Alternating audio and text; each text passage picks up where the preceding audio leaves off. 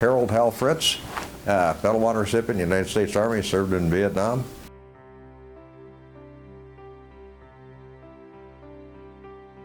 We had a convoy escort mission, and my particular element, I was the executive officer of the troop. Had my new commander come in, and the platoon leader of that particular element that would have been assigned that escort mission that morning had been evacuated due to injuries earlier, 2 days earlier, and his platoon sergeant, same thing. Been evacuated, so he's missing a platoon leader, was experienced platoon sergeant. And as the executive officer, I knew the route.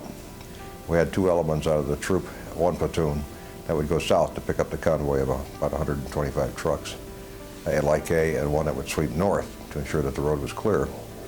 And that particular element that would sweep north, once it got up to Anlock, after it swept about 14 to 20 kilometers of road, would radio the other platoon that the road was clear, and it would start the convoy forward.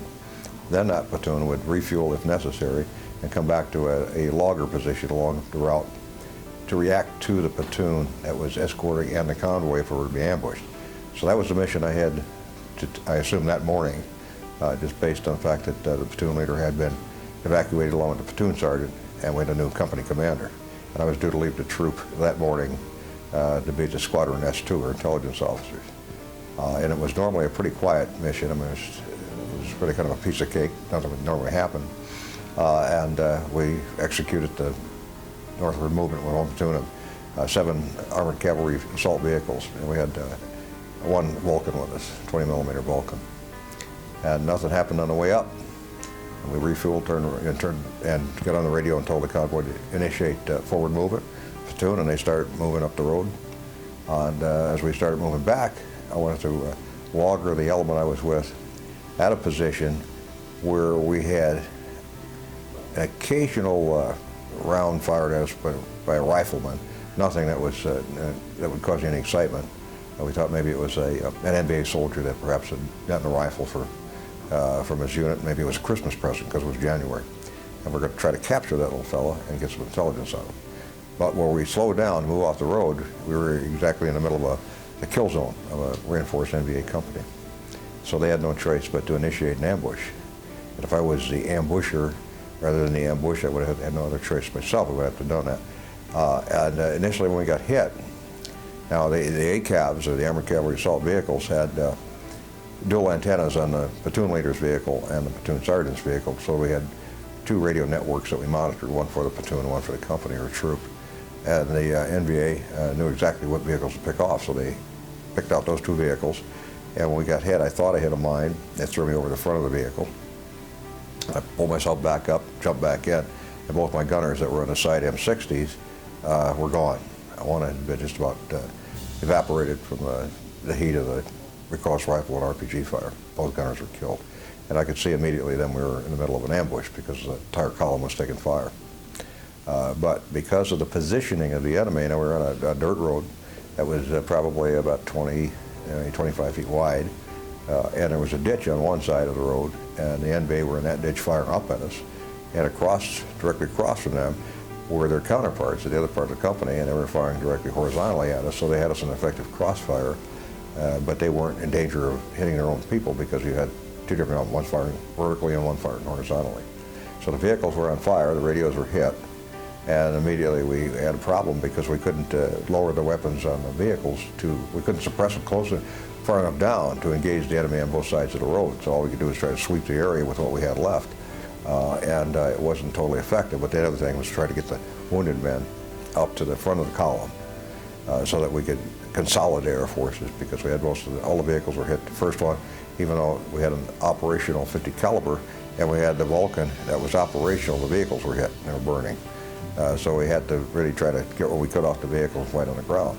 And so that's what led us into an infantry type situation where we were off our armored cavalry assault vehicles and we were fighting on the road. We didn't have the opportunity, because the radios were out, to get a call into the convoy to tell them to stop, because the radios were knocked out. Every vehicle had been hit, and we couldn't get a radio dismounted. We had one of the NCOs that dismounted, grabbed a dismount radio. It was a PRC 25, 77 rather, and he tried to get a call out, but then the radio was hit by small arms fire. So at that point, we didn't know whether we got the information out or not to the platoon that was leading the convoy. And my hopes were to consolidate the troops and to get that particular convoy to stop, because if the convoy wasn't stopped, we had 5,000-gallon tankers in that, fuel tankers that were in that convoy that had both aviation fuel and gasoline and diesel fuel and ammunition in the trucks. So it would have been a terrible massacre of the convoy people and destruction of the convoy. So we had to consolidate. We tried to consolidate as rapidly as possible, but we had 28 people total out that mission. And of the 28, there were 5 of us that were able to really do any fighting. The rest of them were too many to hit. And we just continued to try to hold them off and drive them out, try to establish communications with what radios we had, tried to repair those. And I still didn't know, because the radios were down, whether or not, in fact, we had reached them. But I found out later, luckily we had, and they stopped the convoy. But we were getting pretty close to our last bit of ammunition, and they tried several ground assaults. And of course, they were pretty close to us, so we were able to see them at that point eyeball to eyeball. And it was just a matter of trying to keep them off us, and hopefully the reaction force back at the base camp, Fire Support Base 13, we had a tank platoon there, was able to hear that call for help if it went out, and to react and give us some support. So we were up basically on the ground. And it was a pretty tight situation. That we kept them from overrunning us, but again, we were right on the road, so they're coming from both sides. And they had heavy machine guns, they had recoilless rifles, they had RPGs, they had light machine guns, AK-47s, and it was a reinforced NVA company. So we couldn't, without any radios, we couldn't call in for any artillery fire. We couldn't call in for any gunchips, because we just didn't have any communication. So as far as anybody knew, unless we got a radio call out, they didn't know we were hit, unless they saw the smoke in the sky. So it got to the point where we didn't know whether we were going to be able to get out or not, because it was not a situation where you could take the wounded and put them in an escape and evasion role, because there was just no place to go. I mean, they're surrounded. We had both ends cut off, they had some metal, and they were bringing pretty effective fire on us. But on the other hand, within that first 30 seconds, we were able to react with the troops that we had left, and I don't think they were ready for that. They didn't have their plan, as we found out when we captured the soldiers that were taken alive, was to come in from Cambodia, hit that convoy. When we interrupted that particular plan, then they quickly changed to ambushing us and then killing everybody in that platoon and then going back into Cambodia, because it would have compromised their position in terms of the convoy. They knew that, and they were pretty smart troops. They weren't they weren't just the farmers by day and the fighters by night. These were NVA soldiers that were well schooled in what to do. I told the troops that we had left, we're getting pretty close to the last rounds of ammunition. I said, we'll try to hold them off as long as we can, but there's no assurance that we're going to be able to hold out that much longer. So when we consolidate the wounded, those of us that were in the fight, we had the Vulcan that was running low on ammunition. So we just try to do the best we can. Hopefully somebody will see this mess and maybe we've got a radio call out, which we did. As I looked down the road, there was this column of dust, and protruding through the dust was an antenna with a cavalry guidon on, red and white guidon, and it was tied to the lead tank. And Jim Crowley, who was the platoon leader of that particular tank platoon, had in fact monitored our initial call that we'd been hit, and he got his 5 tanks fired up, one of which had its tracks, both tracks out. He got those tracks on that vehicle and on the road within just about 10 minutes, which is just miraculous. And so that was a relief force coming up to us. Now they stopped about 150 yards from our position on the road, and they didn't go any further. And at that point in time, I didn't know why they stopped. And so my only choice is that to try to get them deployed to both our flanks and start sweeping the enemy positions was to try to make contact with them. The only way I was able to make contact with them was physical contact. They're 150 yards down the road. So we managed to stave off one ground attack on one side, and I just ran down the road to the first tank. That was the only option I had. I mean, they couldn't see us. I couldn't wave them on because I couldn't see us. They were too far away. And as I ran towards the lead tank, it turned its gun on me.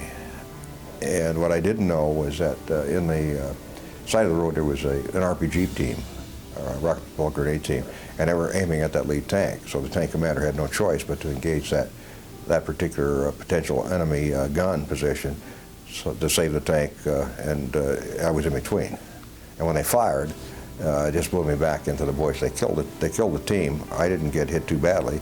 It threw me back in the bush. I got out of the bush, and it all happened in a matter of a very short period of time. Got to the lead tank. So here's where we are. Got them deployed. And we started driving the other direction. We started nailing pretty good. But what I found out that the reason they stopped when they pulled up to that first position 150 yards down the road from us, because it was a dry season, and we had, at that point, we had NBA in the road. We had NBA trying to come over the top of us, and everybody's covered with this red dust. Vehicles were on fire, smoke, flames, and they were trying to ascertain where we were located and where the enemy was before they deployed. And so that's why they were hesitant to move ahead. Well, they did deploy, and we were able to then turn the tides.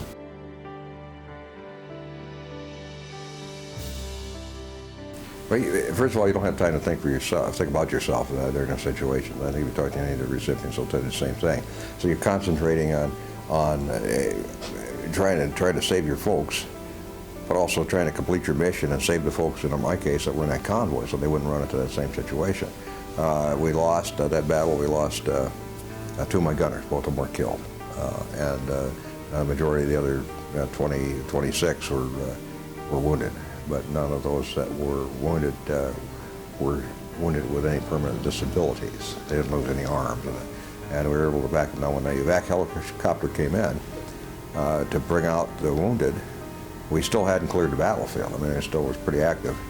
And the helicopter landed, and I looked underneath the tail boom of the helicopter it was running, the rotor was turning and the tail, and right underneath the tail boom, and this helicopter had the red crosses on it, was an evac ship. And another RPG team popped up, and they were going to RPG the helicopter. And it was marked as a medevac helicopter. It was not an armed helicopter. And at that point, we still had enough juice left in the Vulcan. All I could do is point to the team on the ground, the RPG team, and the crew member that was behind the Vulcan saw that, knew what I meant, and he turned the gun around. It was still active, and sent a burst underneath the tail boom of the helicopter, and blew up and killed the RPG team. They released the RPG and flew over the helicopter, but did not hit the helicopter. So we got everybody out of there, and I think it was challenging.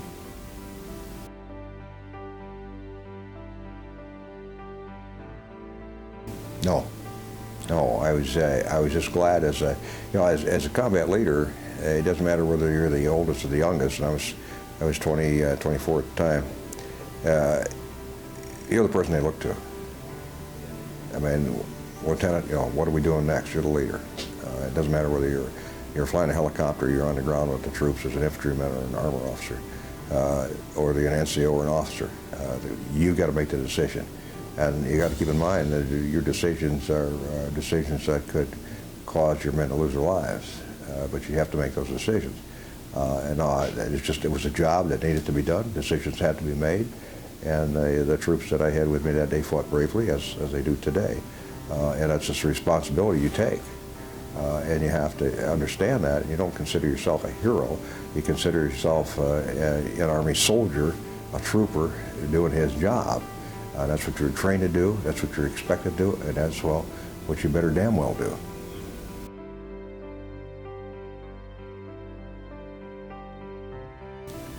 I'm certainly very humble at that, but again, when I look at that, and I got hit after the battle, I went in and one of my troops found a lighter that I carried in my breast pocket and had been hit by a rifle round, and if I wouldn't have had the lighter in my pocket, I would have been killed. So that told me that and the notification of the presentation, told me that there was some guiding force that said it wasn't time for me yet to do that. There was another mission, and I think as you talk to recipients, you'll find that we consider ourselves messengers.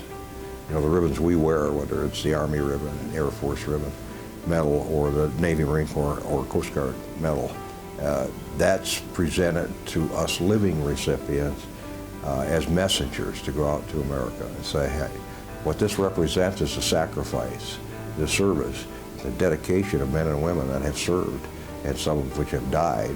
And it also represents those that are serving today and those that will serve tomorrow.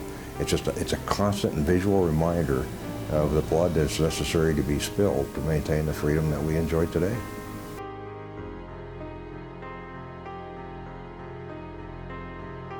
Well, it's really interesting because when you look at our character development program, and we look at the young students out there, and you look at the teachers that are out there or guideposts, what we want to tell them is that everyone out in that audience has that spark to be a hero.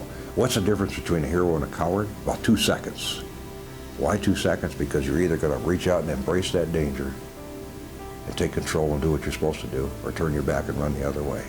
Everybody's got that spark. It's just what ignites that into a bright flame that burns and burns and burns and causes you to do what you do. And that's why we have our Citizen Service Before Self program, where we're recognizing civilians that didn't necessarily wear the military uniform, but have done something valorous or something in a very dedicated manner that represent heroism.